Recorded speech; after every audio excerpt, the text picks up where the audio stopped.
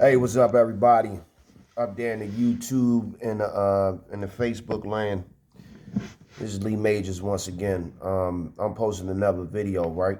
I wanted to speak on a couple of things, um, and today I'm gonna talk about real quick.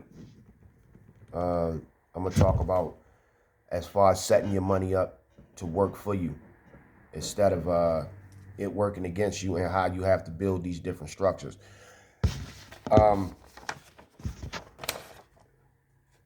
The structure has to look something like this, and I'll break it down further. And one of my other videos, I talked about that, but I wanted to get into one of the columns, and that's the emergency fund. I wanted to get into that. And look, I'm gonna say this, right?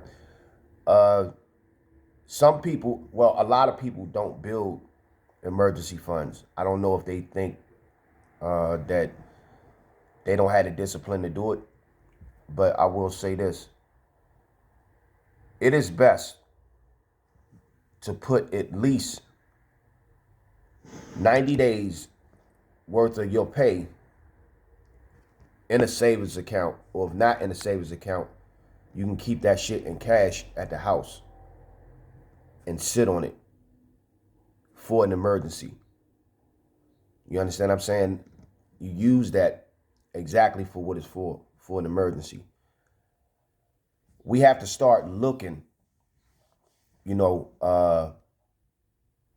within covering our future selves. Now, even at the basic level, you know, you could save up a portion, 5% or even 10% of your yearly salary, which is about, for most, maybe what, between five, $8, and $10,000 a year, and put that shit in the savings account and put it for an emergency fund, just in case. This is how you cover yourself. I wanted to start on that because you have to octopus these different things, all right? And remember, I showed y'all the structure last time, which it does look something like this when you section your money out, right? So this is it. And on this structure right here, I got 4%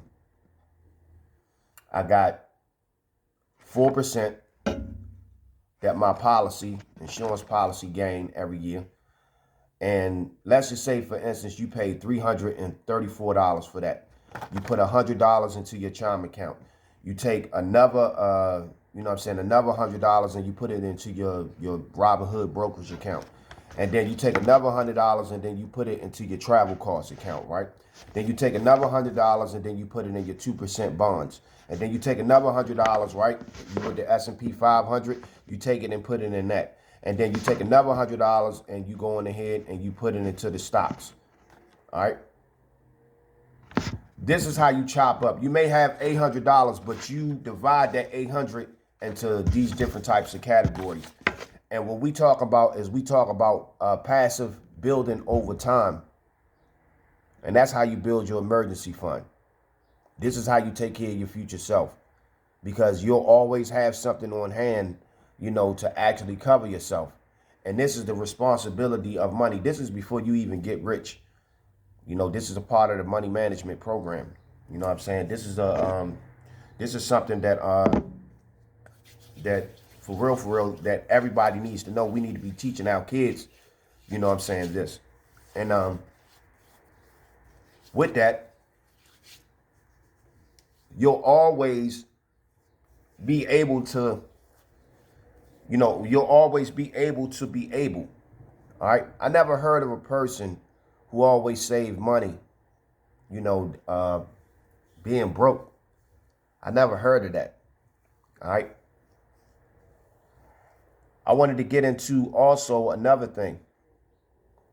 50% of your income is always going to be constantly spent. Okay. 50% of your income, I'm going to say this again, is always going to be constantly spent. That's always going to be constant.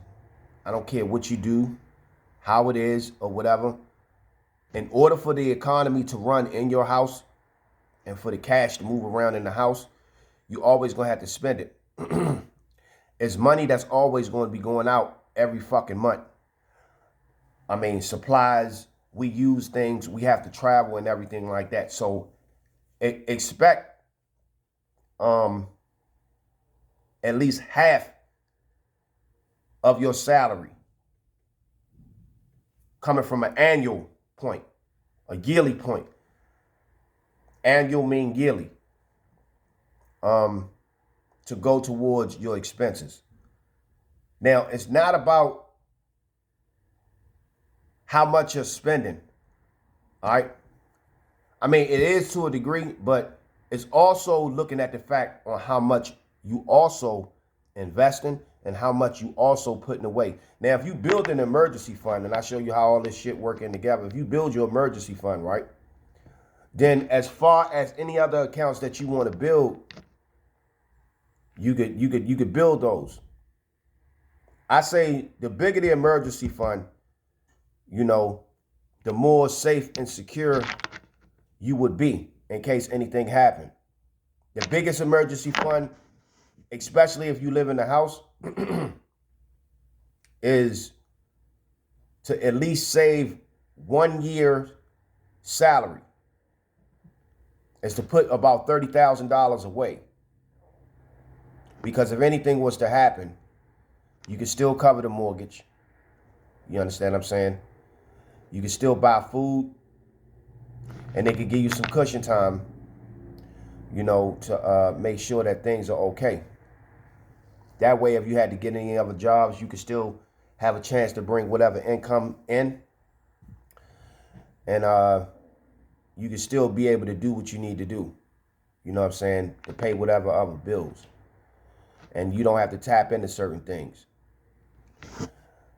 Here in this country, you have to understand that you make your money and you can do whatever you want to do.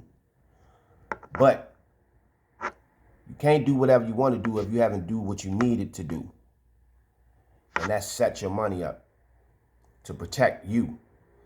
I don't care how much money you make. All right? If you ain't setting it up, if it comes in and it goes out, and it comes in and it goes out, and you're not giving a fuck where it's going, that's exactly what it's going to look like at the end of the day. It's too many people out here that's getting put out, that's getting into debt. You know, some of the time you have to sit still. You may not be able to do what you want to do. You may not be able to smoke the weed that you want. You may not be able to go out and do all these other extravagant things that you see your friends and shit doing, because you want to make sure that the bills are secure. True security lies in one's discipline. You know what I'm saying? And I could sit here all day and say all these technical words and everything like that. You know, I trained myself how to survive off the bare minimums. You know, and I'm not saying that is easy. All I'm just saying is that y'all have to know these techniques, because this could stop a lot of shit from happening. Your home is your foundation and your base. And you have to have cash there, you know, on hand to be able to defend and protect it economically. Money is a tool. It ain't nothing to be played with. It ain't nothing to not take seriously. If you don't have it, it costs to do everything out here. If you don't have it, your ass is up Shit's Creek. All right? So you have to be careful in what you want to do. Some weeks you may have to pack your lunch because you got to have gas in the car. You know what I'm saying? You can't eat out. You may have to eat at home, you know, until you clear some other things up. And then when you balance those bills and other things off, then you can free some money up to go elsewhere. You know, here in this country, they always, if you are a person that know how to financially manage large amounts of money, you pretty much can do whatever the fuck you want. You know what I'm saying? And this is where all your credit and shit comes in at. But you got people here that's so hard and hell-bent up on wanting it now instead of passively growing it. And I give you an example of what passive is. And hopefully I ain't going all around the place. So let's just say, for instance, right, you take $265 a month, okay? And when you multiply that times 12, that's about $3,180, all right? You multiply $265 a month. Now, some people that, is on food stamps, they get that on food stamps, all right? Now, that's the government giving that shit to you. But imagine if you save that shit yourself. And this is just at the smallest level. So that's $3,180. In 5 years, if you was to do that for 5 years, that $3,180 would be $15,900. All right, that's slow passive. We call that technique a drop in the bucket. You know what I'm saying? $265, man, that's 2.5 packs of cigarettes. You understand what I'm saying? Every 2 weeks, that's 4 packs of cigarettes a month. That's like a carton of cigarettes. You understand what I'm saying? So when you look at that, right, that 15,000, if you was to do that 15,000 for 5 years, the plan is to use the slow passive income. If you was to put that in a stock portfolio or whatever, right, and put it in there for the next 30 years, imagine how much money you would have at 10% a year. You'll have enough to retire within the next 30 years. All I'm saying is that it's not that hard. You have to start with some type of amount. And people be like, well, I get paid $15 or $16 an hour or $10 an hour. I wouldn't care. You understand what I'm saying? I've made as low as under the threshold of like $19,000, $21,000 a year. And I still manage to save about $5,000 a year. Because I looked at my lifestyle and I had to change up some habits. Okay, I can't afford to eat out. You know what I'm saying? I can't afford to do this or whatever. So it goes, majority of my money went to my investments, rent, and travel, and food. You understand what I'm saying? So you save what you can, all right? And you be real about the numbers that you could actually save. You understand what I'm saying? So all I'm saying is that take heed to what I'm saying. And you have to use the octopus structure, you know what I'm saying, to have your money protect you instead of working against you. Organizing your dollars, all right, to work for you. You know what I'm saying? Some of the time you may have to pay certain bills up, or pay the rent up, or pay the phone bill up. You know what I'm saying? Like this month, I'm not sitting on no money this month. I'm throwing all of my money back into circulation. All right, I pay myself, you know what I'm saying? And I make sure that I use a bulk of that money to keep the bills paid up and to keep the rent, to keep everything going. That's a part of it. You know what I'm saying? I mean, you see a profit over time, and like I said, $265 a month for a whole year. That's $3,180.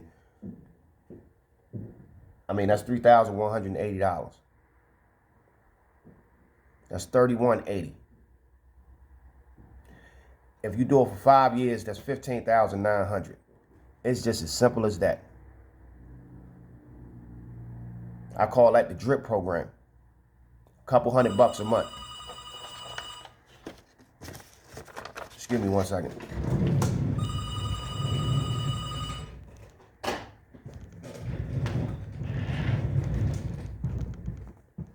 So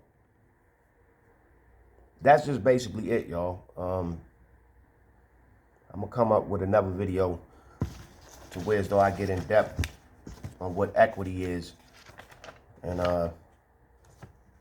y'all stay tuned for next time. Make sure that y'all build an emergency fund. All right? Because it could definitely save you. And you could take it, like I said, if you with your significant other, y'all could split about $10,000 a piece. But it will definitely bring comfort And it will definitely bring an ease, you know what I'm saying, to know that you have a cushion. You know what I'm saying, that that if anything happened, you can actually go to and pick from, you know, because as quiet as it's kept, nobody is going to look out for you except for you. So if you covering all your bases or whatever, then, you know, knowing is half the battle. You know what I'm saying? You covering all your bases, most likely you'll be 80% or 89%, you know what I'm saying, accurate within getting things done and within being able to solve problems, because you have the means and, you know, you prepared ahead of time to do that. So no matter how much money you get, always build yourself an emergency fund. All right, whether it's big or small, you can build it over time. But the thing is, use it for exactly what it is for: emergencies. Emergencies only. You do that, at least about 25% of the problems that we have in the United States, you could actually pay for and get yourself out of. So until next time, this is Lee Majors, Chief of Command of UFS. Peace.